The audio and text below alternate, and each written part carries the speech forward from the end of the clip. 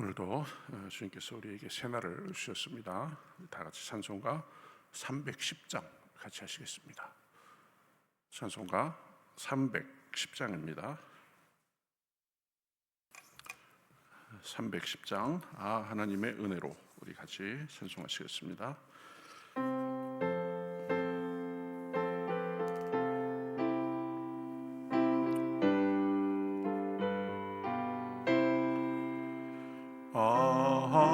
하나님의 은혜로 있을 데 없는 자 왜 구속하여 주는지 날 알 수 없도다. 내가 믿고 또 의지함은 내 모든 형편 하시는 주님 늘 보호해 주실 것을 나는 확실히 아네. 왜 내게 굳센 믿음과 또 복음 주셔서 내 마음이 항상 편한지 날 알 수 없도다. 내가 믿고 또 의지함은 내 모든 형편 하시는 주님 늘 보호해 주실 것을 나는 확실히 아네. 왜 내게 성령 주셔서 내 마음 감동해. 주 예수 믿게 하는지 날 알 수 없도다. 내가 믿고 또 의지함은 내 모든 형편 아시는 주님 늘 보호해 주실 것을 나는 확실히 아네. 주 언제 강림하실지 옥밤에 홍낮에 또 주님 만날 그것도 날 알 수 없도다. 내가 믿고 또 의지함은 내 모든 형편 아시는 주님 늘 보호해 주실 것을 나는 확실히 아네. 아멘. 자, 성경 말씀 누가복음 1장 46절부터 48절까지 보겠습니다. 신약성경 88면 정도에 있습니다. 누가복음 1장 46절에서 48절. 신약성경 88면 누가복음 1장 46절부터 48절. 자, 저와 여러분이 같이 한 목소리로 읽으시겠습니다. 마리아가 이르되 내 영혼이 주를 찬양하며 내 마음이 하나님 내 구주를 기뻐하였으면 그의 여종의 비천함을 돌보셨음이라. 보라, 이제 후로는 만세에 나를 복이 있다 일컬으리로다. 아멘. 예, 오늘 이 본문 말씀을 통해서 비천함을 돌보시는 하나님이라는 제목으로 은혜를 나누고자 합니다. 우리는 종종 하나님도 위대한 사람, 가진 사람, 또 준비된 사람을 통해서 일할 것이다 라고 그렇게 생각합니다. 그러나 우리가 성경의 이야기를 보면 전혀 다른 방향인 것을 알 수 있습니다. 하나님은 낮은 사람, 초라해 보이는 사람, 자격 없어 보이는 사람을 들어서 사용하신 경우가 훨씬 더 많습니다. 그 대표적인 인물이 이 오늘 본문의 마리아였습니다. 마리아는 작은 시골 나사렛의 이름 없는 가난한 소녀였고 누구도 주목하지 않는 존재였습니다. 그러나 하나님은 그 비천한 자를 들어서 온 인류의 구원 역사를 이루어 가시는 것을 볼 수 있습니다. 예수님이니까 적어도 왕족은 돼야 되겠다, 귀족은 돼야 되겠다, 그렇게 하지 않으셨습니다. 그저 나사렛이라는 산골 동네에 이름 없는 소녀 마리아를 들어 쓰신 것입니다. 그러니 마리아는 고백합니다. 그의 여종의 비천함을 돌보셨습니다. 이렇게 고백합니다. 여기서 비천함은 그저 물질적 경제적인 상태만을 말하는 것이 아닙니다. 사람들로부터 전혀 인정받지 못하는 위치, 또 스스로 돌아봐도 나는 내가 누구에게 내 보여줄 것이 없다라고 그렇게 느끼는 상태가 됩니다. 그러니까 이 하나님도 굳이 시선을 주실 이유가 없어 보이는 사람, 그런 사람을 의미합니다. 그런데 바로 하나님은 그러한 사람을 보시고 돌보셨습니다. 하나님은 비천한 사람이라고 또 별 볼 일 없는 사람이라고 무시하거나 못 본 채 하시는 분이 아니십니다. 오히려 그 비천함을 돌아보시고 그러한 사람들에게 은혜를 주시는 분이십니다. 그래서 야고보서 4장 6절에 보면 이렇게 말했죠. 하나님이 교만한 자를 물리치시고 겸손한 자에게 은혜를 주신다. 내가 있다고 다른 사람들보다 낫다고 그렇게 교만하고 그런 사람보다 오히려 아무것이 없어도 하나님만을 의지하고 바라보는 겸손한 사람에게 은혜를 주신다는 것입니다. 시편 34편 18절에도 여호와는 마음이 상한 자를 가까이 하시고 충심으로 통회하는 자를 구원하시는도다, 이렇게 말씀합니다. 하나님께서 보시는 것은 마음입니다. 하나님 앞에 자신의 부족함과 연약함을 솔직하게 인정하고 하나님을 바라보고 의지하는 사람입니다. 하나님은 낮은 사람, 비천한 사람, 내세울 것이 없는 사람에게 오셔서 힘주시고 들어 쓰시는 분이십니다. 넘어진 사람이라고 할지라도 넘어진 자리에 오셔서 일으켜 주시고 다시 걸어가도록 하시고 사용하시는 분이십니다. 미국에서 역대 가장 존경받는 대통령이 링컨입니다. 근데 링컨은 종종 이런 말을 했다고 합니다. 나는 어머니의 기도 덕분에 여기까지 왔다. 나는 어머니의 기도 덕분에 여기까지 왔다. 링컨의 어머니는 사람의 눈으로 보면 크게 드러나는 점이 없는 사람이었습니다. 평범한 농부의 아내였고 극심한 가난 속에서 아들을 키웠습니다.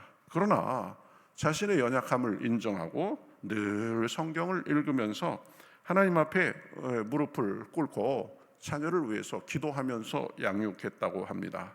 그 비천함 속에서 하나님을 바라보고 의지하니까 그 기도 속에서 하나님은 나중에 한 나라를 이끌 위대한 지도자를 준비하고 하신 것이었습니다. 비천함은 하나님의 역사를 가로막지 않습니다. 오히려 은혜의 통로가 됩니다.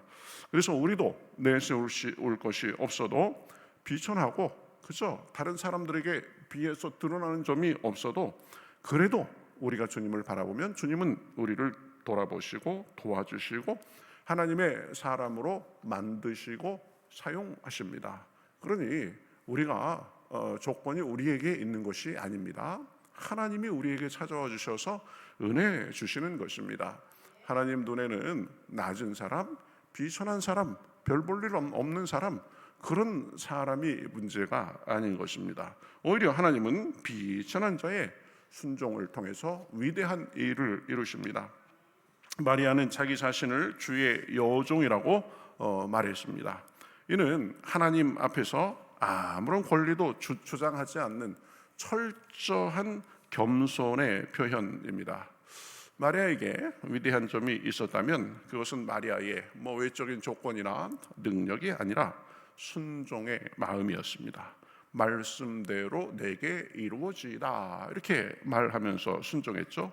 그 한마디가, 그러한 마음의 태도가 역사의 방향을 바꾸었습니다. 하나님은 다 갖춘 사람, 준비된 자보다 부족하고 연약해도 하나님께 순종하는 자를 찾으십니다. 하나님은 80세 모세의 지팡이를 들어 사용하셨습니다. 어린 소년 다윗의 물매를 들어 사용하셨습니다. 어린아이의 도시락 보리떡 5개와 물고기 2마리를 사용하셨습니다. 그러니 작다고 해서 하나님께서 쓰실 수 없는 사람이나 상황은 없습니다. 배운 것이 없어도, 가진 것이 없어도 믿음으로 순종하며 나아가면 하나님은 마음을 보시고 낮은 자를 통해서 일하십니다. 마리아도 볼 것 없는 시골 소녀였지만 은혜에 믿음으로 순종하니까 성자 예수님을 낳는 영광을 누리게 된 것입니다. 그러니 우리에게도 중요한 것은 내가 가진 것이 아니라, 내 실력, 내 자격이 아니라 겸손하게 주님을 의지하며 순종하는 마음입니다. 하나님은 그러한 마음을 들어 쓰십니다. 그래서 그러한 순종과 겸손하게 하나님께 나아가는 것을 통해서 그 사람이 가지고 있는 것보다 훨씬 더 누리고 쓰임받게 해 주시는 것입니다. 어느 시골 초등학교에 무명 교사가 있었습니다. 교사였지만 아무도 알아주는 사람도 없었고, 또 옛날이니까 다 가난했습니다. 그러나 그는 매일 학생들을 위해서 이름을 불러가며 기도했다고 합니다. 그러면서 아이들을 사랑으로 최선을 다해서 돌봐줬습니다. 그래서 그 아이들은 그 선생님의 사랑과 돌봄 속에서 잘 자라면서 평생 살아갈 삶의 기초를 잘 놓았고, 많은 아이들이 잘 자라서 사회의 중요한 일꾼들이 됐다고 합니다. 그중 한 명은 선교사로서 세계적인 그런 선교 사역을 하는 사람이 됐다고 합니다. 그래서 그 선교사는 늘 그런 말을 했다고 합니다. 내 인생을 바꾼 사람은 그 초등학교 때 그 선생님이셨다라고 그렇게 말을 하고 다녔다고 합니다. 사람이 보기에는 눈에 뜨이지 않지만 하나님은 볼품없는 사람이라도, 내세울 것이 없는 사람이라도 그 작은 헌신을 통해서 세계를 움직이는 일을 하신 것입니다. 우리도 부족해도 주님을 사랑하는 마음으로 순종하면 우리를 변화시켜 주시고, 우리를 가꿔 주시고, 만들어 주시고, 들어 쓰시는 것입니다. 그래서 한평생 사는데 하나님의 영광을 누리고 나누는 삶을 살게 하시는 것입니다. 내게 가진 것이 없어도 괜찮습니다. 그러나 우리를 온전케 하시는 그 하나님께 온전히 순종하고 의지하며 하나님과 동행하며 나아가면 하나님께서 그렇게 사용하시는 것입니다. 저도 요즘에 따라서 더 그런 것 같아요. 그냥 순간순간 운전하다가도 그렇고, 가만히 이렇게 쉬는 중에도 그렇고, 뭘 하는 중에도 그렇고, 참 하나님으로 인해서 내가 이렇게 마음의 평안을 누리고 소망을 누리고 산다는 것이 얼마나 감사한지 모르겠다. 내가 일상을 누리는 것이 얼마나 감사한지 모르겠다. 내가 하나님 없이 살았다면 나는 지금쯤 어떤 삶을 살고 있을까? 그런 생각을 하면 그냥 순간순간이, 내가 살아서 숨 쉰다는 순간이, 내가 순간순간마다 경험하는 그 모든 것이 이 하나님의 은혜구나라는 것을 깨닫습니다.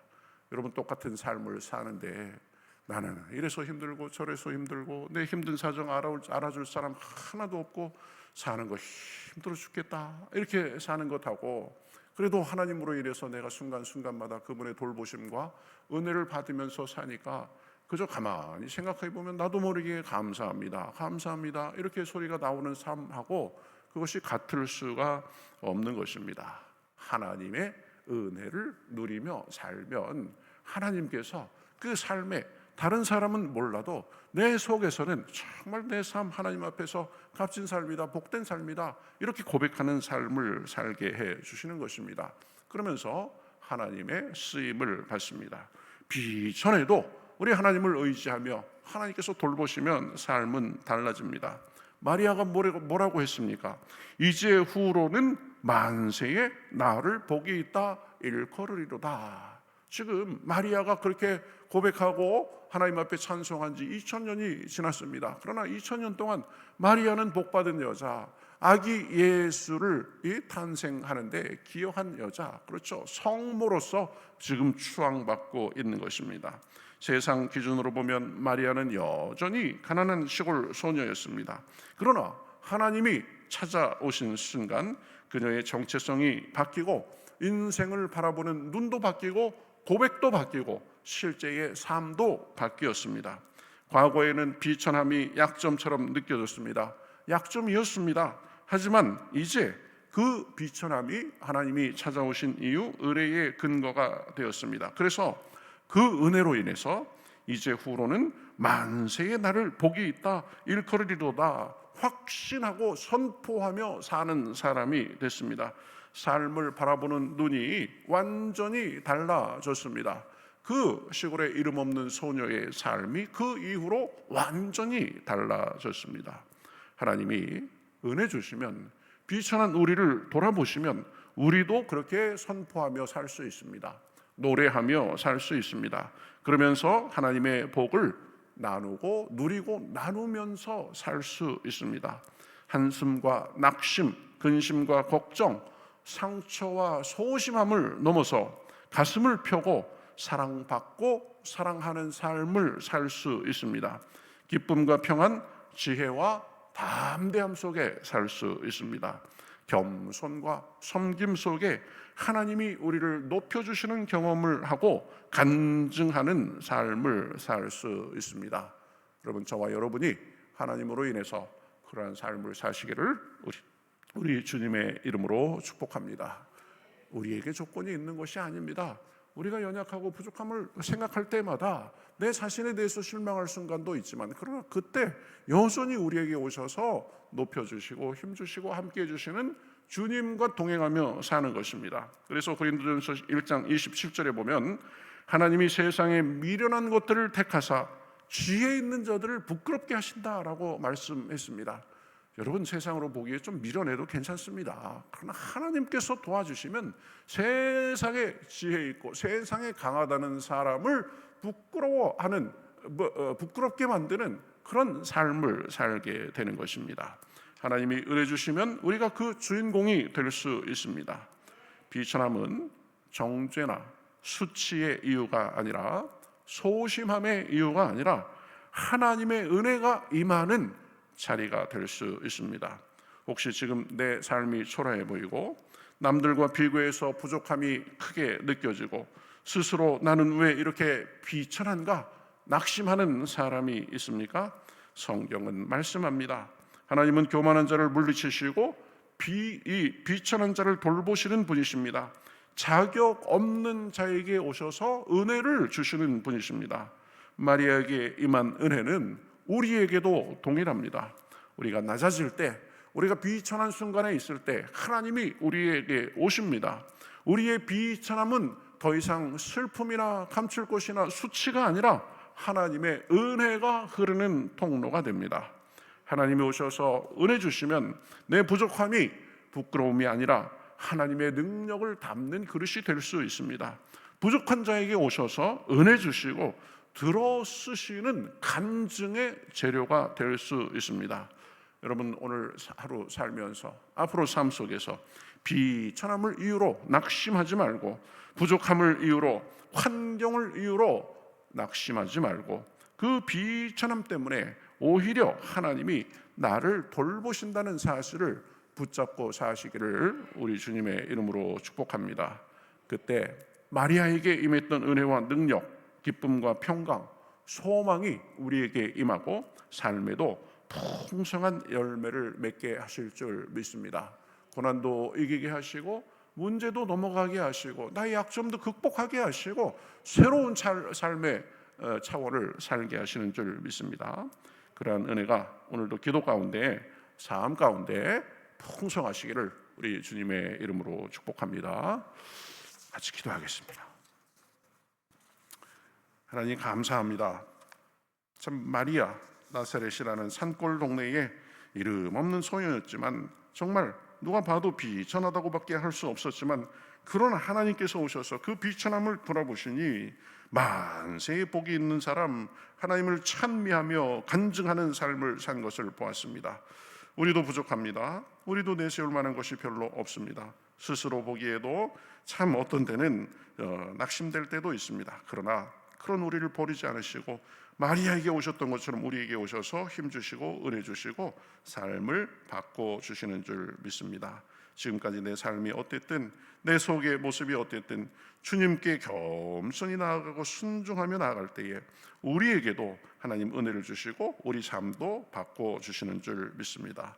아침부터 이렇게 깨워서 주님 앞으로 불러주셨는데 하나님, 오늘도 여기 있는 모든 주님의 백성들에게 성령을 물붓듯 부어주시옵시고 하나님의 사랑과 은혜가 머리끝부터 발끝까지 넘쳐나게 하시고 그 은혜로 삶 속에서도 기쁨과 소망 가운데 살 수 있도록 인도하여 주시옵소서. 마리아의 그 비천함을 돌보신 하나님께서 우리도 돌보시고 우리 삶도 그렇게 아름답게 입고 가실 줄 갖고 가실 줄 믿고 살아계신 예수님의 이름으로 기도하옵나이다. 아멘.